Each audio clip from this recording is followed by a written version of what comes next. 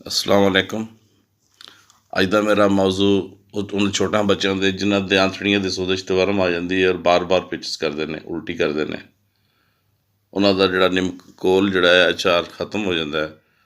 ਬੱਚਾ ਨਿਡੋਲ ਹੋ ਜਾਂਦਾ ਹੈ, ਬਿਲਕੁਲ ਹੀ ਕਮਜ਼ੋਰ ਹੋ ਜਾਂਦਾ ਹੈ, ਅੱਖਾਂ ਉਹਦੀਆਂ ਬਾਹਰ ਨਿਕਲਣੀਆਂ ਸ਼ੁਰੂ ਹੋ ਜਾਂਦੀਆਂ ਨੇ।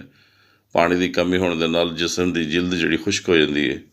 ਇਹਦੀ ਸਭ ਤੋਂ ਪਹਿਲੇ ਇਹਦਾ ਹੱਲ ਇਹੀ ਹੈ ਕਿ ਉਹਨੂੰ ਸਭ ਤੋਂ ਪਹਿਲੇ ਪਾਣੀ ਦੀ ਕਮੀ ਜਿਹੜੀ ਹੁੰਦੀ ਹੈ ਬੱਚੇ ਨੂੰ ORS ਇਸਤੇਮਾਲ ਕਰਨ ਦੇ ਨਾਲ ਉਹਦੀ ਪਾਣੀ ਦੀ ਕਮੀ ਪੂਰੀ ਕਰੋ ਔਰ ਫਿਰ ਦਵਾਈ ਉਹਦੇ 'ਤੇ ਅਸਰ ਕਰੇਗੀ। ਵਰਨਾ ਜਿਤਨੀ ਮਰਜ਼ੀ ਦਵਾਈ ਤੁਸੀਂ ਇਸਤੇਮਾਲ ਕਰੋਗੇ ਬੱਚਾ ਕਦੇ ਵੀ ਠੀਕ ਨਹੀਂ ਹੋਏਗਾ ਔਰ ਕਮਜ਼ੋਰ ਹੋ ਜਾਏਗਾ। ਉਹਦੀ ਆਂਤੜੀਆਂ ਦੇ ਅੰਦਰ ਜਦੋਂ ਵਰਮ ਆਏਗੀ, ਗੁਰਦਿਆਂ ਦੀ ਆਏਗੀ, ਬੱਚਾ ਬਿਲਕੁਲ ਕਮਜ਼ੋਰ ਹੋ ਕੇ ਸੁੱਕਦਾ ਜਾਏਗਾ।